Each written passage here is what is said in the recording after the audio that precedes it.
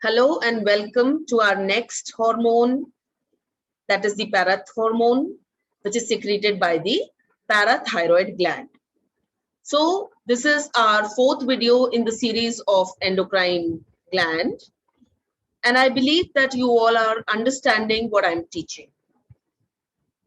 Now, in compilation, complications, and different conditions, this parathyroid hormone comes out to be a causative agent in certain conditions. So as such, parath hormone or parathyroid hormone investigation is not a routine investigation. But when we study the cases in totality, when we get the whole picture of the patient, we find that there are changes in the secretions of the parath hormone.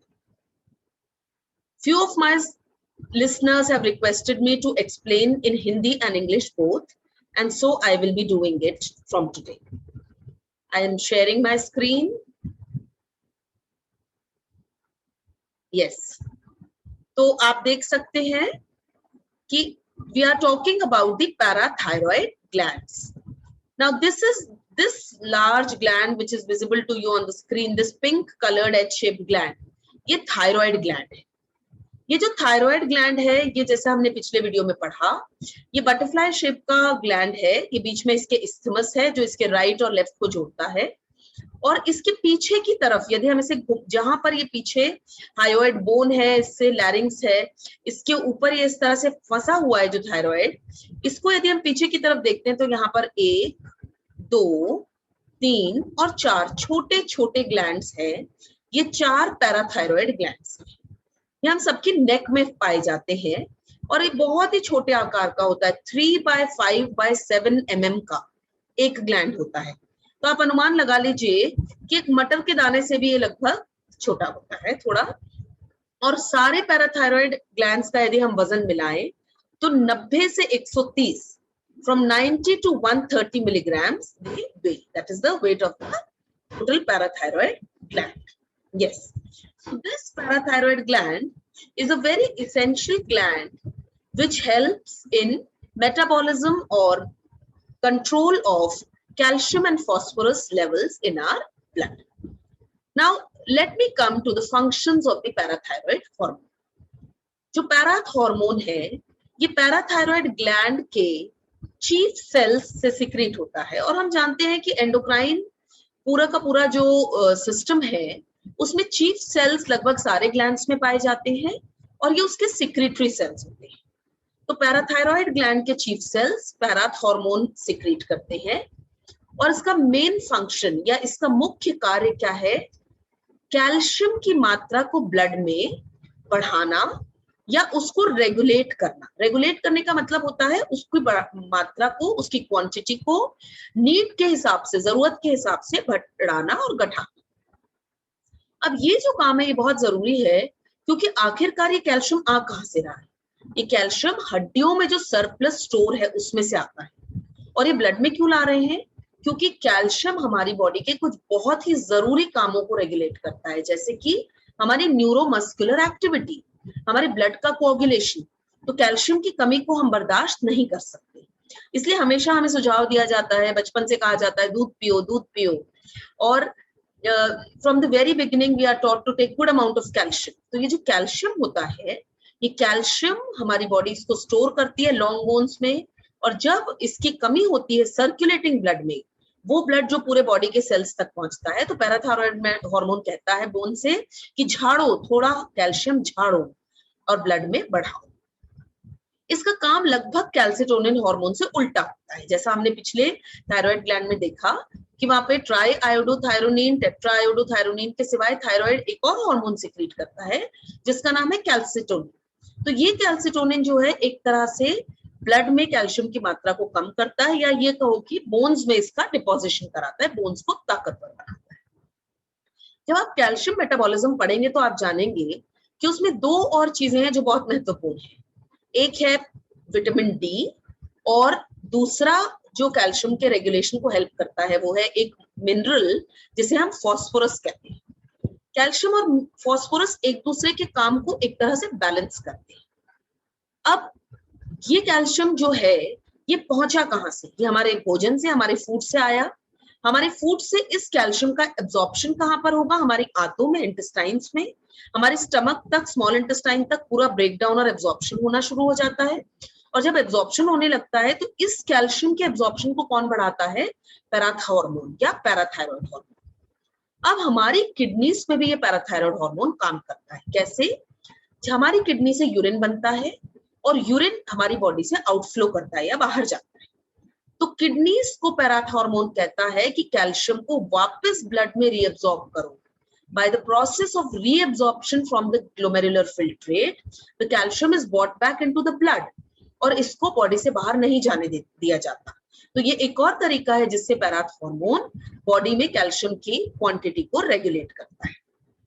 अब ये क्या करता है एक और काम कि ये किडनी के सेल्स को स्टिमुलेट करता है कि वो स्ट्रॉन्गेस्ट विटामिन डी को फंक्शन करवाए, या जो विटामिन डी के वीकर फॉर्म्स हैं उनको D3 में, उसके एक्टिव फॉर्म में कन्वर्ट कराए ताकि वो कैल्शियम के एब्जॉर्प्शन को बढ़ाए।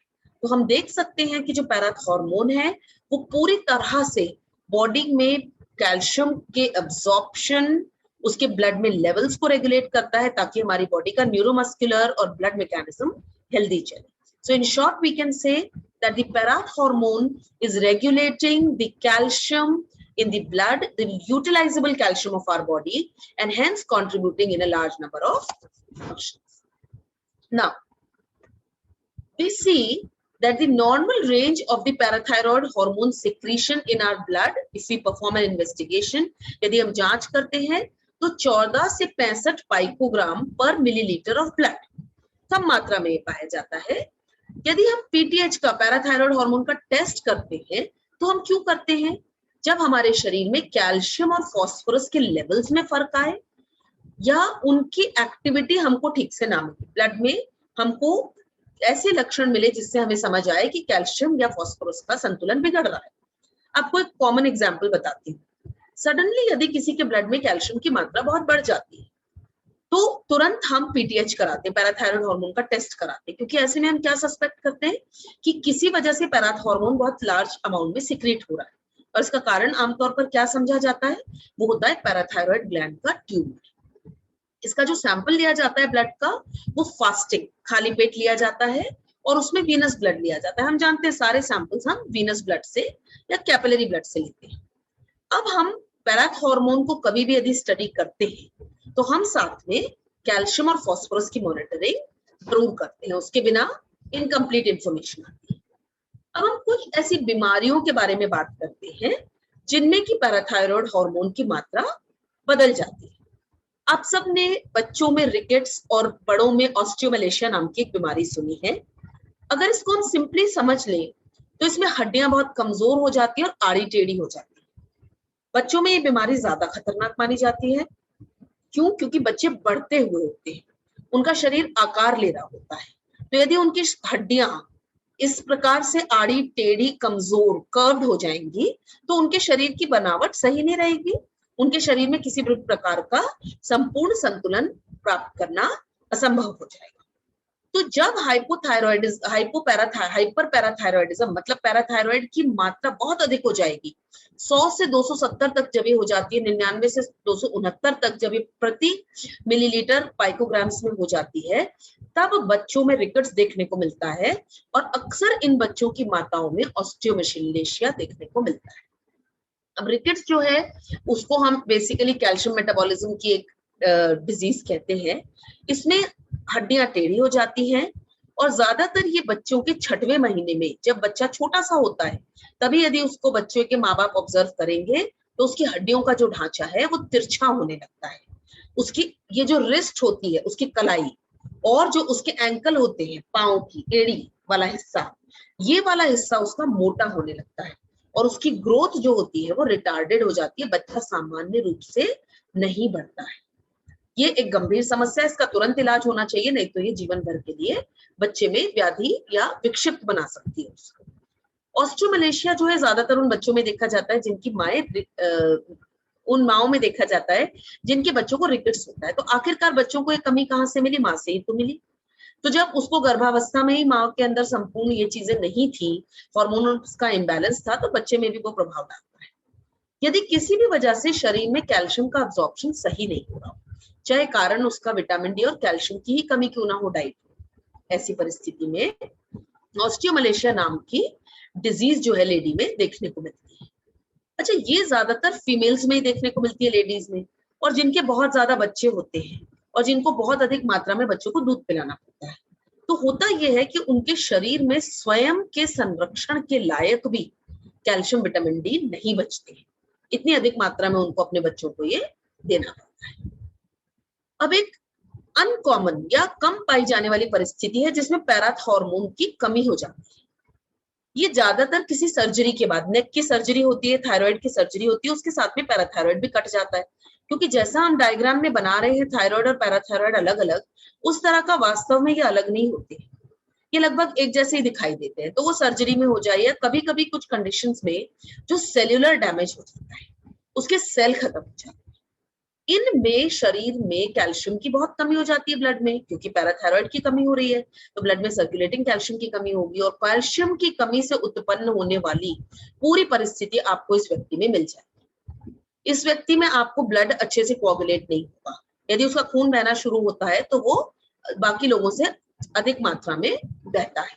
उसके न्यूरोमस्कुलर जंक्शन स्ट्रॉन्ग नहीं होंगे, मतलब उसकी न्यूरोमस्कुलर नर्व्स और मसल्स, उसकी मांसपेशियों की और उसकी जो नर्व्स है, जो नसें हैं, उनके अंदर जो कोऑर्डिनेशन होना चाहिए उस तरह की गति नहीं होगी, उसकी क्रियाशीलता नहीं होगी, यहाँ तक कि उसमें मानसिक असंतुलन के आपको लक्षण मिलेंगे।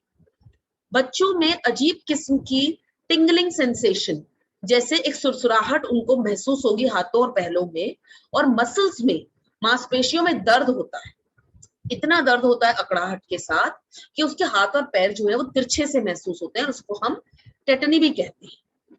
एक और चीज इसमें पाई जाती है नेचुरल हाइपोपैराथायरॉयडिज्म में भी और सर्जिकल में भी, जो कि आंखों की जो लेंस के ऊपर कैटरैक्ट बनना या एक झिल्ली का बन जाना या एक पारदर्शिता को खत्म करने वाली परिस्थिति जो आंखों में पैदा होती है, जिससे रोशनी या विजन कम हो जाता है, वो भी इसमें सामान्यतः देखी गई। अब जो आखिरी परिस्थिति हम देखने वाले हैं वो हाइपर पैराथायरॉयडिज्म, मतलब बहुत अधिकता। अब किसी भी कारण से पैराथायरॉयड की अधिकता हो तो उसमें हमें और क्या लक्षण मिलेंगे। अब जब पैराथायरॉयड की अधिकता होगी तो खून में, ब्लड में सर्कुलेटिंग कैल्शियम बहुत ज्यादा बढ़ जाएगा। जब ये सर्कुलेटिंग कैल्शियम बहुत ज्यादा बढ़ जाएगा तो ये फाइनल टिश्यू पे जाकर डिपॉजिट होगा, जहां जहां ब्लड जाएगा, तो आपको रीनल कैल्कुलाई के केसेस बहुत मिलेंगे। तो जब भी आपको रीनल कैल्कुलाई के या किडनी में पथरी के पेशेंट्स मिलते हैं तो आप एक बार उनका सीरम कैल्शियम जरूर करा लीजिए। उनका सीरम कैल्शियम कराने से आपको समझ आ जाता है कि कहीं इसका कारण पैराथायरॉयड तो नहीं है, तो उससे आपको उसका उपचार करने में सरलता हो जाती है। आवश्यक नहीं कि हर बार आपको कैल्शियम बढ़ा हुआ मिलेगा।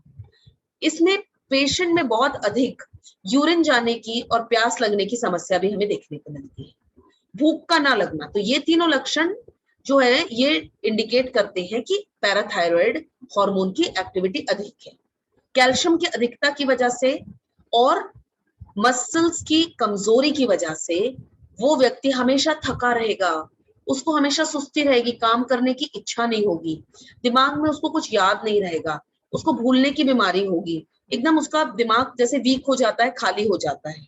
उसको डाइजेशन में भी बहुत तकलीफें आएंगी, जैसे उसको कब्ज होना, मतली होना, नौशिया, वॉमिटिंग होना, कई लोगों को छाले होते हैं। और कमाल की बात यह है कि हाइपर पैराथायरॉयडिज्म से कई पेशेंट्स के अंदर आपको पैनक्रियाटाइटिस भी मिलता है, मतलब पैनक्रियास का इन्फ्लेमेशन, जो कि एक गंभीर परिस्थिति भी हो सकती है।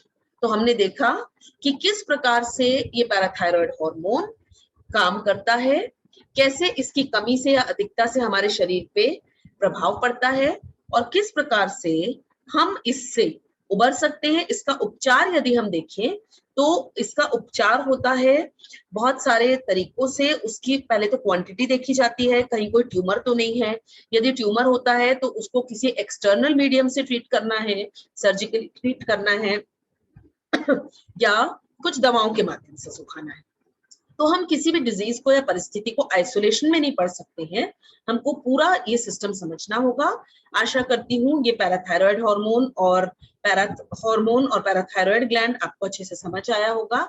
आपके यदि कोई प्रश्न हो तो उसको आप चैट बॉक्स में डालिए, मैं उनका जवाब जरूर दूंगी।